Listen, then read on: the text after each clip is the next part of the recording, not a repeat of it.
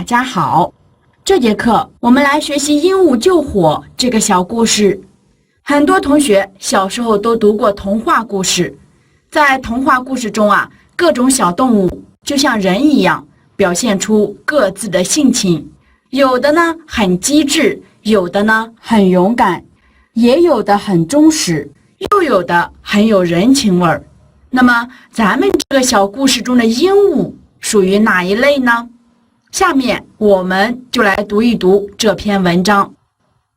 有鹦鹉飞及他山，山中禽兽辄相爱重。鹦鹉自念虽乐，不可久也，遂去。后数月，山中大火，鹦鹉遥见，便入水沾雨，飞而撒之。天神曰：汝虽有志意，亦何足云也？对曰：虽知不能救，然常侨居士山，禽兽行善，皆为兄弟，不忍见耳。天神加其意，即为之灭火。读完一遍之后，现在大家应该也基本能理解一部分大意了。一定要尝试在老师没有讲解的时候，看看自己读懂了多少。老师的讲解就可以作为对自己阅读能力的一次检测。下面我给大家讲一遍文章。有鹦鹉飞及他山，山中禽兽辄相爱重。及呢，这里是栖息、停留的意思。禽兽指的是鸟和兽，也就是飞禽和走兽。爱重就是有爱尊重。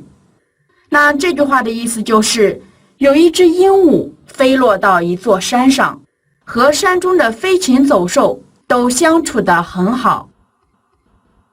鹦鹉自念虽乐，不可久也，遂去。后数月，山中大火。自念是自己心里想，遂去是于是离开了。鹦鹉想，这里虽然很快乐，但不是我长久居住的地方，于是呢，他就离开了。几个月后，山中燃起了大火。鹦鹉遥见，便入水沾雨，飞而撒之。遥见就是远远看见，入水沾雨，进入水中沾湿羽毛。这句话的意思就是，鹦鹉远远地看见了，就飞入水中，沾湿自己的羽毛，飞到山上洒水灭火。那看到这里我就想到了精卫填海和愚公移山这两个故事，再加上这个鹦鹉救火，那这三个故事中的主人公都是想凭借自己渺小的力量来做一件不可能完成的事情，也就是明知不可为而为之，这就是信念。一只小小的鹦鹉，它想靠沾湿自己的羽毛来灭山中的熊熊烈火，这显然是不可能完成的。所以到最后连上天都看不下去了。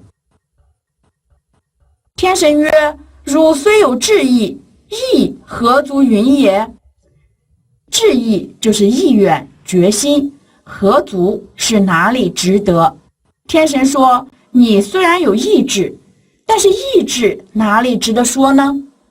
也就是说你虽然有这个心意，但是光有这个心意也成不了事儿对曰：虽知不能救，然常侨居士山，禽兽行善，皆为兄弟，不忍见耳。对就是回答，常呢是曾经，侨居是寄居，士山就是这座山。鹦鹉回答说，虽然我知道不能灭火，但我曾经在此山中住过，山中的飞禽走兽对我很好，都是我的兄弟，我不忍心看他们被大火烧毁天神加其意，即为之灭火。加是赞美、嘉奖，何足是怎么够。天神赞扬他的心意，马上就替他熄灭了火。好的，文章就讲解完了。下面我们再来读一遍文章。有鹦鹉飞及他山，山中禽兽辄相爱众。鹦鹉自念虽乐，不可久也，遂去。后数月，山中大火，鹦鹉遥见，便入水沾雨，飞而撒之。天神曰：汝虽有志意，亦何足云也？对曰：虽知不能救，然常侨居士山，禽兽行善，皆为兄弟，不忍见耳。天神加其意，即为之灭火。那这个故事给我们什么启示呢？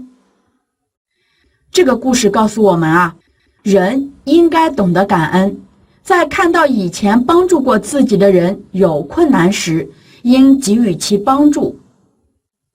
好，这个故事我们也就讲完了。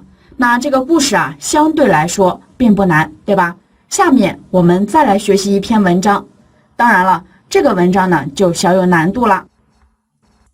先来读一遍：有献不死之药于荆王者，业者操之以入。中舍之士问曰：可食乎？曰：可。因夺而食之。王怒，使人杀中舍之士。中舍之士使人说王曰：臣问业者，业者曰可食，臣故食之。是臣无罪，而罪在业者也。且客献不死之药，臣食之而王杀臣，是死药也，是客欺王也。王杀无罪之臣，而民人之欺王也，不如是臣。王乃不杀。这篇文章啊，有一点难度，所以呢，下面我们就来讲一讲这篇文章。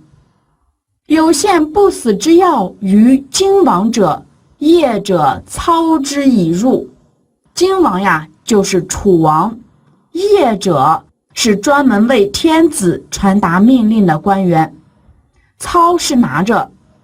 这句话就是说，有人给楚王献长生不老的药，传递人拿着药走入宫中。中舍之士问曰：可食乎？曰：可。因夺而食之。什么是中舍之士呢？中舍之士就是宫廷中的侍卫官。那有个宫中卫士看见后就问道：这个东西可以吃吗？回答说可以吃。卫士呢，于是就抢过来吃了下去。王怒，使人杀中舍之士。楚王为此大怒，就要杀死这个卫士。那这是肯定的，对吧？这个长生不老药啊，人家是献给楚王的，但是却被这个侍卫吃了，所以楚王他很生气，这个完全可以理解，对吧？那我们来看中舍之士他是怎么样化解这场危机的。中舍之士使人说楚王曰：臣问业者，业者曰可食，臣故食之。这个说它是劝说、说服的意思。古代呀，有很多口才好的谋士呢，都会在战争中充当说客。那这里这个中尉之士啊，他也找了一个口才好的人来充当自己的说客。这个卫士让人劝说楚王说：我问传达的人，他告诉我说是可以吃的，所以我才拿过药来吃去了。是臣无罪，而罪在业者也。这个是代词，指这件事情。他说呢，这件事情啊，我没有罪，有罪的乃是传递人。且客献不死之药，臣食之而王杀臣，是死药也，是客欺王也。况且客人所献的是长生不死药，那我吃了药之后，大王就把我杀了，那这个药岂不就不吉利了吗？反而成了一个丧死药，对吧？所以他说这是这个人在欺骗大王您。当然这是狡辩，但是呢，喜欢吃长生不老药的人都是很迷信的。那如果因为这个侍卫吃了长生不老药，最后呢反而被大王杀死了，不管怎么样啊，从结果上来看，这个人他是吃了长生不老药之后才死的。所以说到这里啊，楚王可能就有一点回心转意了。我们继续往下看，王杀无罪之臣，而民人之欺王也，不如弑臣，王乃不杀。他说大王杀死了一个没有罪的臣子，就证明有人在欺骗大王，楚王于是就放了他。所以这个人啊，他还是蛮会说话的。他说你看，我吃了长生不老药就被大王杀死了，这不明显说明这个药它并不能让人长生不死，所以呢，楚王就放了他。这个故事选自《战国策》，故事中的钟舍之士是一个聪明、能言善辩、正直、善于思考、忠心耿耿的人。那这个故事告诉我们，不死之药是没有的，人作为自然界的一份子，总要接受自然规律的约束。生老病死就是自然规律，它不以人的意志为转移，也是改变不了的。刻意追求长生不老，不如顺其自然，活出每个年龄段的精彩。那下面咱们来看几个练习。第一题是解释下列句中加点的字。第一个，业者操之以入的操，操是拿着，这个词啊，咱们以前见过2、3遍的，不知道大家还有没有印象？第二个，因夺而食之，食意思是吃。第三个，钟舍之士使人说王曰，这个说意思是劝说。第四个，不如弑臣的弑意思是释放。这几个词语都是很重要的、很常见的词语，希望大家一定要掌握。通过这样的小练习的方式，来不断的检查一下自己对于这些重要词语的掌握情况，这是一个非常有效的学习方法。我们来看第二题，把下列语句翻译成现代汉语。第一句，有献不死之药于今王者，这句话是什么意思呢？有一个给楚王献长生不老药的人。第二句，且客献不死之药，臣食之而王杀臣，是死药也。况且客人所献的是长生不死药，那我吃了这个药，大王就杀死了我，这是丧死药啊。翻译句子呢，有时候就是看着简单，但是一落笔可能就会觉得有点困难。之所以有这种感觉呢，是因为缺乏练习的缘故。只要你是真的明白了一个句子的意思，那么无论是口头说还是写下来，其实呢都是一样的，对吧？好，我们来看最后一个题目，你觉得文中的钟舍之士是一个怎样的人？像这样的题目，它其实是建立在对文章的理解之上的。我们来看这3个选项。A. 钟舍之士是一个不尊重王、胆大包天、不识时务的人。B.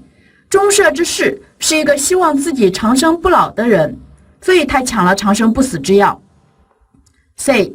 钟舍之士是一个聪明、能言善辩、善于思考、忠心耿耿的人。那这种题目要怎么做呢？它就是需要你读完整个故事来判断这个人，不能从一个小细节来判断。那钟舍之士他到底是一个怎样的人呢？很明显啊，这个人很聪明，很善辩，他是做了一件看似胆大包天、必死无疑的事情，但是却靠自己的头脑化解了一场危机。所以啊，答案是 C。 那为什么不是 A 和 B 呢？因为这个故事主要不是为了表达他是一个不识时务的人，也不是为了表达他多么想长生不死，他其实是想通过这件事情告诉楚王，这世界上没有长生不死药。一起来做个小练习吧。